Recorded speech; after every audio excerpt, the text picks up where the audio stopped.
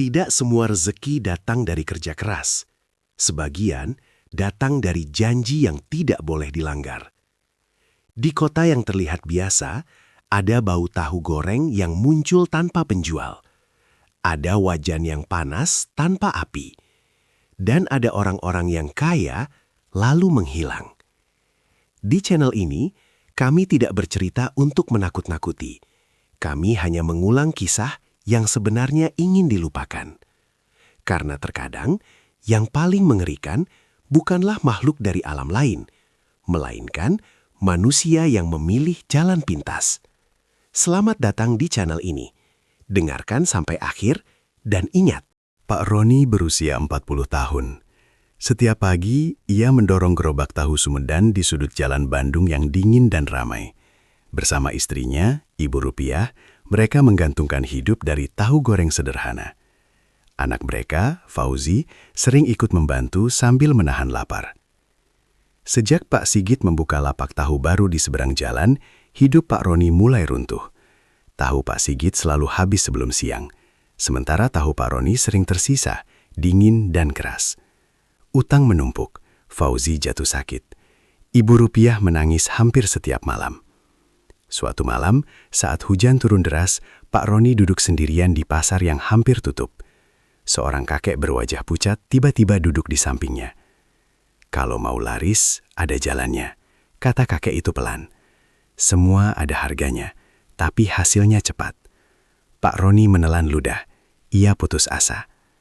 Janji itu dimulai.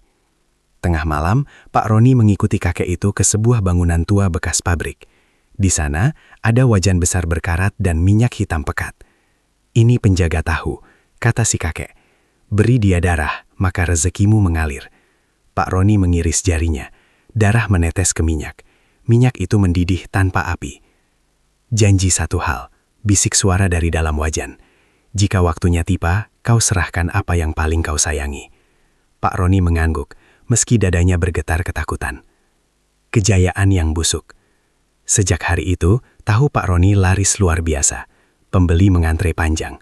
Aroma tahunya gurih, tapi ada bau amis samar yang membuat Ibu Rupiah mual. Minyak goreng berubah lebih hitam setiap hari. Wajan terasa hangat meski belum dinyalakan. Fauzi mulai berubah. Ia sering terbangun malam sambil menangis. "Pak, ada orang hitam di dapur," katanya gemetar. Matanya merah, dia minta digoreng. Ibu Rupiah melihat bekas luka bakar kecil di tangan Fauzi, padahal anak itu tidak pernah ke dapur. Janji darah ditagih. Pada malam Jumat Kliwon, wajan itu bergerak sendiri. Minyak meluap ke lantai, membentuk jejak seperti telapak kaki. Suara itu kembali terdengar, lebih keras. "Waktumu habis, Roni." Pak Roni berlutut, menangis. "Aku akan berhenti. Ambil uangku, ambil semuanya." Minyak mendidih tinggi. "Bukan uang yang kau janjikan." Tiba-tiba Fauzi menjerit. Tubuhnya terangkat sendiri dan terjatuh ke dalam wajan. Suara daging terbakar memenuhi ruangan. Ibu Rupiah mencoba menolong, tapi minyak menyambar tubuhnya. Kulitnya melepuh, mengelupas seperti tahu digoreng terlalu lama.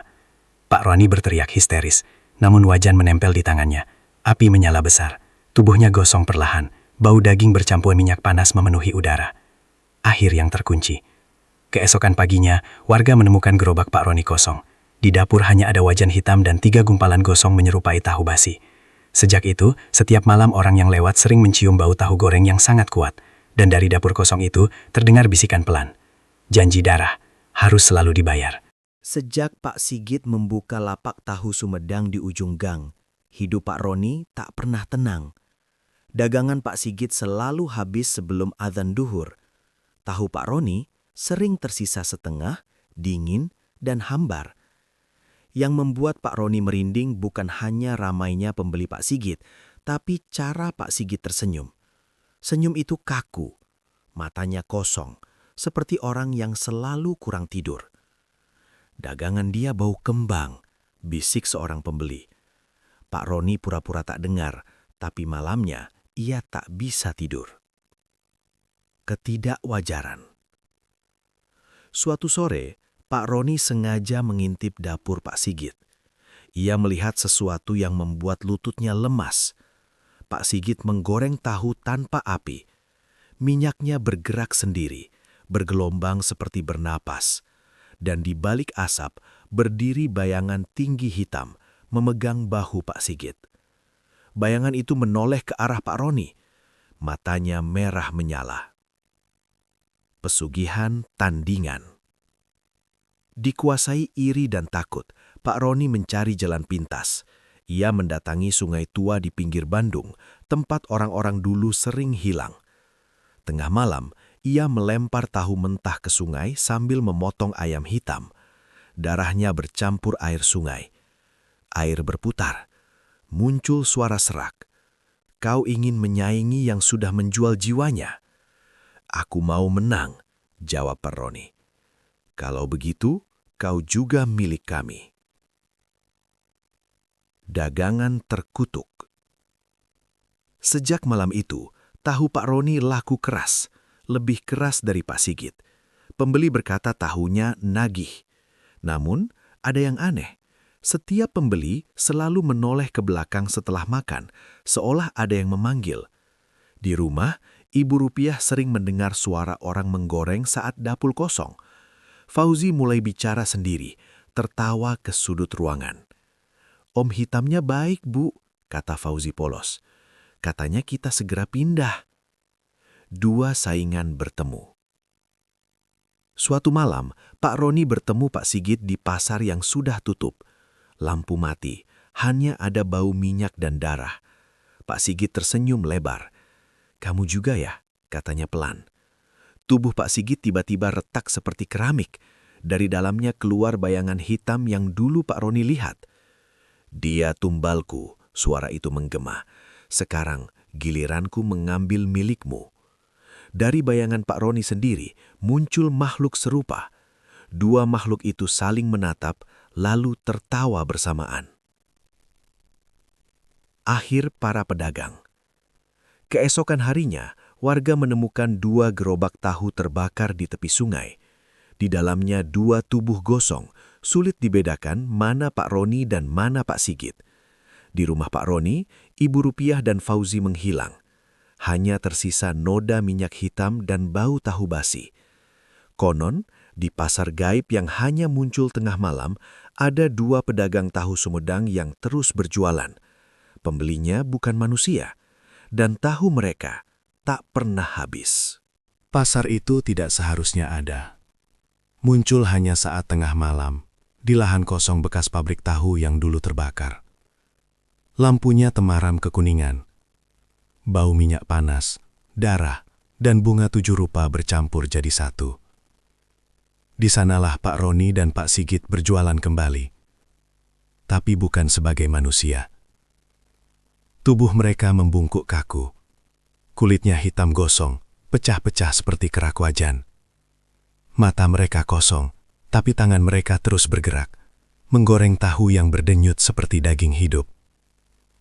Laris, Kang, masih anget. Suara mereka parau, seperti keluar dari tenggorokan yang terbakar. Tumbal baru. Malam itu seorang pemuda tersesat masuk ke pasar gaib. Ia lapar, matanya langsung tertuju pada tahu Pak Roni.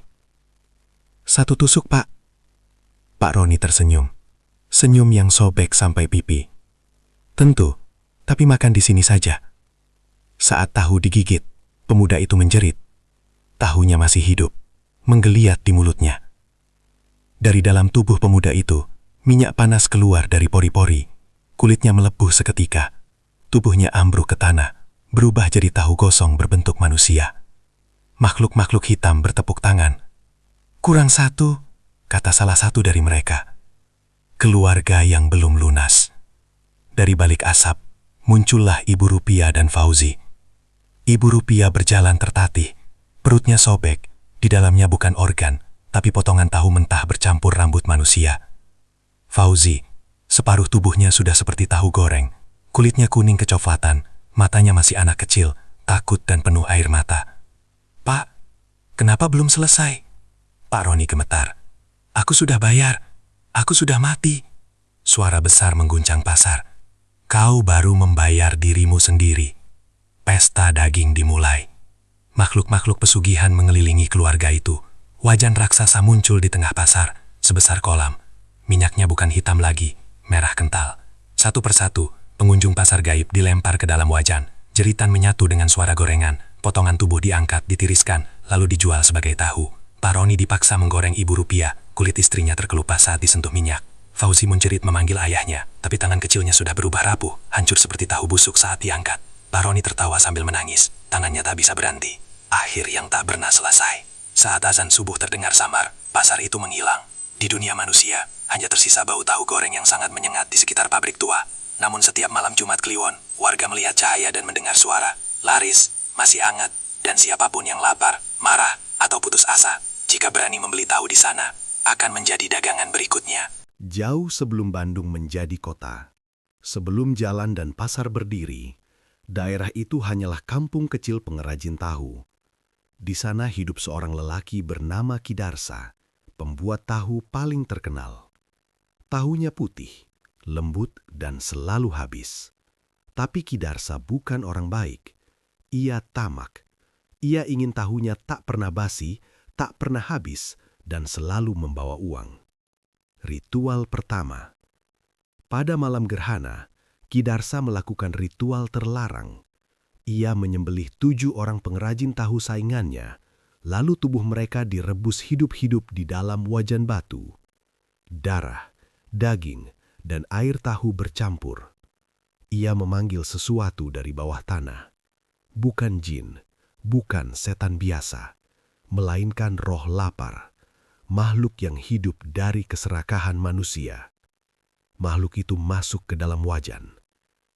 Mulai sekarang, katanya, setiap tahu yang kau goreng akan membawa rejeki, tapi aku akan selalu lapar. Kesalahan besar. Awalnya Kidarsa kaya raya. Orang rela menjual apa saja demi tahu buatannya.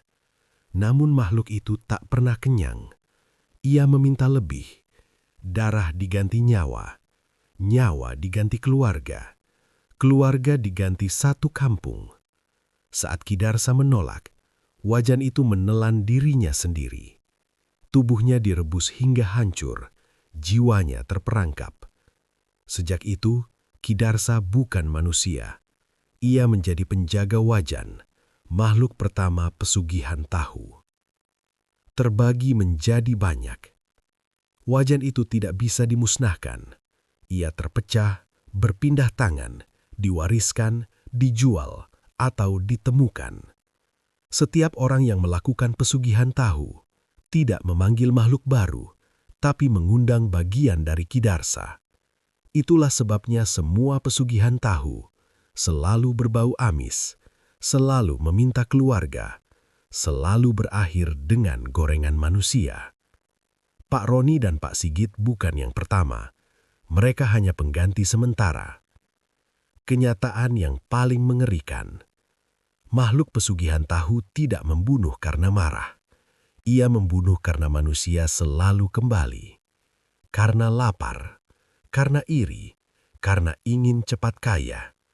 Selama masih ada orang yang ingin laris, ingin menang dari saingan, ingin uang tanpa usaha, maka wajan itu akan terus panas. Penutup legenda. Konon ada satu tanda jika makhluk itu mulai mencari tuan baru. Jika kamu mencium bau tahu goreng di tempat kosong, jika minyak mendidih tanpa api, dan jika kamu mendengar bisikan, masih anget, jangan menoleh, jangan menjawab, karena berarti wajan itu sudah menemukanmu. Namanya Asep. Ia satu-satunya yang keluar hidup-hidup dari pasar gaib itu. Malam itu, Asep hanya ingin pulang cepat. Motornya mogok di dekat pabrik tahu tua. Saat ia menuntun motor, bau tahu goreng menyergap hidungnya. Kuat, gurih, membuat perutnya melilit lapar. Lampu menyala. Pasar muncul begitu saja. Asep makan satu potong tahu. Dan dunia berubah. Yang tidak sepenuhnya kembali. Asep ditemukan warga saat subuh. Tubuhnya utuh, tidak gosong, tidak terbakar. Tapi tangannya hangat, seperti baru diangkat dari minyak panas. Sejak hari itu, hidup Asep tidak normal. Minyak mendidih saat ia lewat dapur orang. Bau tahu mengikuti kemanapun ia pergi. Bayangannya di kaca tidak selalu sama gerakannya. Dan setiap malam, ia bermimpi berdiri di depan wajan besar, menggoreng sesuatu yang menjerit. Kutukan itu menyebar. Asep mencoba hidup normal. Ia bekerja di warung makan. Hari pertama, dagangan warung itu langsung laris. Hari kedua, pelanggan mengeluh mual. Hari ketiga, satu pelanggan ditemukan meninggal. Kulitnya melepuh dari dalam. Pemilik warung menuduh Asep membawa sial. Asep dipecat. Tapi kemanapun ia pergi, hal yang sama terjadi. Rezeki datang cepat. Lalu kematian menyusul. Suara dari dalam diri. Suatu malam, Asep mendengar suara dari dadanya sendiri. Goreng. Sedikit lagi. Kulit di lengannya mulai menguning, seperti tahu setengah matang. Saat ia teriris pisau, bukan darah yang keluar, melainkan cairan putih keruh. Ia menjerit ketakutan. Asep sadar. Ia tidak kerasukan. Ia sedang dipersiapkan. Kebenaran terungkap. Seorang dukun tua berkata, "Kau bukan tumbal. Kau wajan berjalan." Makhluk pesugihan tidak selalu membawa wajan fisik. Kadang ia menitipkan diri pada manusia yang selamat. Jika Asep marah, lapar, iri, atau putus asa, maka kutukan itu aktif, dan orang di sekitarnya yang membayar. Akhir yang paling kejam. Asep mencoba bunuh diri. Ia melompat ke sungai. Air mendidih di sekeliling tubuhnya. Sungai itu mengering sesaat. Asep tidak mati. Kini ia menghilang. Tapi orang-orang melaporkan. Bau tahu goreng muncul sebelum kecelakaan. Minyak panas tumpah tanpa sebab. Seseorang tersenyum sambil menangis di sudut jalan. Dan jika kamu melihat pria pucat dengan tangan selalu hangat, jangan disentuh. Karena kutukan itu menunggu untuk berpindah. Namanya Ki Mahmud. Ia bukan pedagang, bukan dukun sembarangan. Ia dikenal sebagai orang yang menutup pesugihan, bukan membukanya. Saat bau tahu goreng mulai muncul di satu kampung tanpa ada penjual, Ki Mahmud tahu wajan itu aktif kembali. Dan kali ini lebih lapar dari sebelumnya. Wajan yang tidak bisa mati. Ki Mahmud menemukan wajan itu di ruang bawah tanah pabrik tua. Hitam, berat, hangat. Tidak ada api, tapi minyak di dalamnya bergelombang perlahan, seperti paru-paru bernapas. Ia membaca doa, ayat-ayat tua, mantra pemutus. Wajan itu menangis. Bukan suara logam, melainkan suara banyak orang sekaligus, anak-anak, perempuan, laki-laki, semuanya menjerit dari dalam minyak. Ki Mahmud gemetar, tapi tetap melanjutkan ritual. Ritual pemutusan. Menurut kitab tua, wajan hanya bisa dimusnahkan jika dibawa ke tempat pertama ia dipanggil, didinginkan dengan air sungai yang belum pernah menerima mayat, dijaga oleh orang yang tidak punya keinginan duniawi. Ki Mahmud memenuhi semuanya. Saat wajan dicelupkan ke sungai, air mendidih seketika. Ikan-ikan muncul ke permukaan, matang, matanya putih. Ki Mahmud berteriak membaca doa terakhir. Kesalahan kecil. Wajan itu mulai retak. Untuk pertama kalinya, makhluk di dalamnya ketakutan. Lalu Ki Mahmud mendengar bisikan. Lembut. Manis. Kalau aku hilang, semua yang pernah kau selamatkan akan mati. Ki Mahmud ragu. Hanya 1 detik. Cukup bagi wajan itu untuk memilih tubuh baru. Pembalikan. Retakan menutup kembali. Wajan menjadi dingin. Kosong. Ki Mahmud tersenyum lega. Tapi bayangannya di air sungai tidak bergerak seperti tubuhnya. Malam itu, Ki Mahmud pulang. Ia menyiapkan teh. Tangannya terasa hangat. Minyak di dapur mendidih. Kebenaran terakhir. Keesokan paginya, warga menemukan Ki Mahmud duduk di dapur. Tubuhnya utuh. Tidak terbakar. Namun di dadanya tertanam bekas cekungan bundar seperti dasar wajan. Di pabrik tua, wajan memang hilang. Karena ia tidak lagi membutuhkan bentuk logam. Penutup. Kini, wajan itu berjalan. berpikir, memilih. Ia tidak lagi menunggu pedagang tahu. Ia menunggu orang yang merasa paling benar. Dan siapapun yang mencoba memusnahkannya lagi, akan memberi wajan itu tubuh yang lebih sempurna. Tidak ada yang melihat Fauzi mati dengan benar. Tubuhnya memang hancur di pasar gaib, tapi jiwanya tidak ikut terbakar. Karena sebelum ia menjadi tumbal, makhluk wajan sudah lebih dulu menandainya. Suara anak kecil. Seminggu setelah Ki Mahmud ditemukan tak bernyawa, warga sekitar pabrik tua mulai mendengar suara anak kecil. Tertawa, berlari, kadang menangis pelan. Padahal di sana tidak ada anak-anak. Seorang satpam malam melihat sosok bocah berdiri di dekat wajan bekas. Tubuhnya kecil, bajunya gosong, kulitnya kuning pucat seperti tahu mentah. "Om, tahu aku masih mentah," kata bocah itu sambil tersenyum. "Belum boleh digoreng." Satpam itu pingsan. Keesokan harinya, rambutnya memutih semua. Anak yang selalu lapar. Fauzi mulai menampakkan diri di rumah-rumah warga. Ia tidak menyerang, ia hanya minta makan. "Aku mau tahu, yang panas."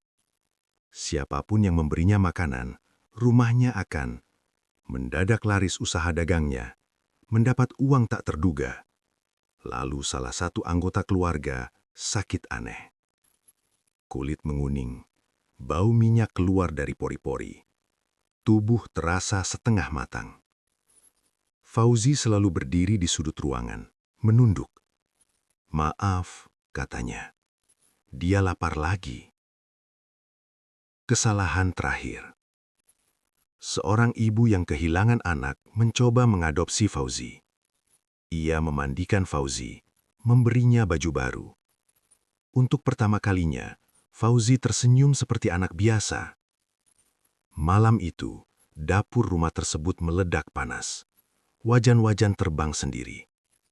Ibu itu ditemukan meninggal. Tubuhnya matang sempurna. Tidak ada luka luar. Fauzi duduk di sampingnya, memeluk lutut. "Aku bilang, jangan sayang aku terlalu lama." Penutup yang paling menyakitkan. Sekarang, Fauzi tidak lagi terlihat sebagai anak. Kadang ia muncul hanya sebagai bekas telapak kaki kecil berminyak. Suara anak tertawa dari wajan panas. Bayangan kecil di balik asap gorengan.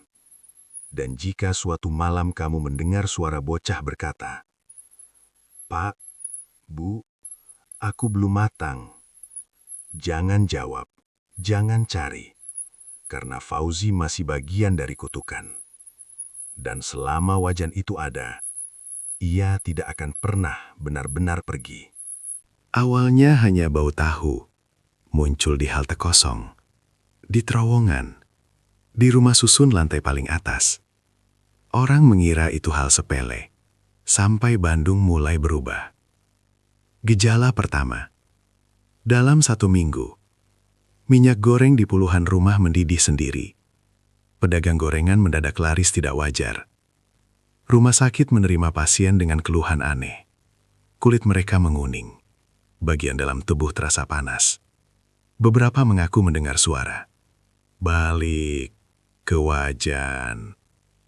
Dokter tidak menemukan luka, tapi suhu tubuh pasien seperti baru digoreng. Pasar-pasar baru. Pasar gaib tidak lagi satu. Ia muncul di mana-mana. Di bawah flyover, di lapangan parkir mal, di halaman sekolah kosong malam hari. Pedagangnya bukan manusia utuh. Ada yang tubuhnya separuh tahu. Ada yang wajahnya meleleh seperti adonan. Di antara mereka, terlihat anak kecil berdiri diam. Fauzi. Ia tidak bicara lagi. Matanya kosong. Tangannya meneteskan minyak. Kota yang lapar. Aneh tapi nyata. Setiap kali pasar gaib muncul, uang beredar meningkat. Jualan mendadak laris. Hutang terbayar. Orang-orang merasa beruntung. Lalu malam berikutnya, seseorang hilang. Tubuh mereka ditemukan di dapur, di sungai, di kamar mandi, matang dari dalam. Orang mulai sadar, keberuntungan itu dibayar oleh orang lain. Kegagalan manusia. Pemerintah menutup lokasi. Ustadz, pendeta, dukun, datang bergantian. Tidak ada yang berhasil. Karena kutukan ini tidak berdiri di satu tempat. Ia menumpang pada rasa lapar, pada iri, pada keinginan menang cepat. Dan sekarang, seluruh kota menginginkannya. Tanda terakhir. Pada malam tertentu, semua CCTV di Bandung merekam hal yang sama. Asap putih tipis, suara minyak mendidih, dan tulisan berminyak muncul di kaca etalase toko. Masih hangat. Di salah satu rekaman, terlihat bayangan kecil melintas. Ukuran anak-anak. Menjelang akhir, orang-orang berhenti bertanya apa itu. Mereka mulai bertanya, kalau aku ikut, apakah aku selamat lebih lama? Dan di saat itulah, kutukan pesugihan tahu benar-benar menang. Karena ia tidak perlu memaksa. Ia hanya menunggu manusia menyerahkan diri. Tidak ada ledakan. Tidak ada penyelamatan. Bandung tidak runtuh. Ia terus hidup. Dan justru disitulah kutukan ini menang. Kota yang terbiasa. Orang-orang mulai terbiasa dengan bau tahu goreng yang muncul tanpa sebab.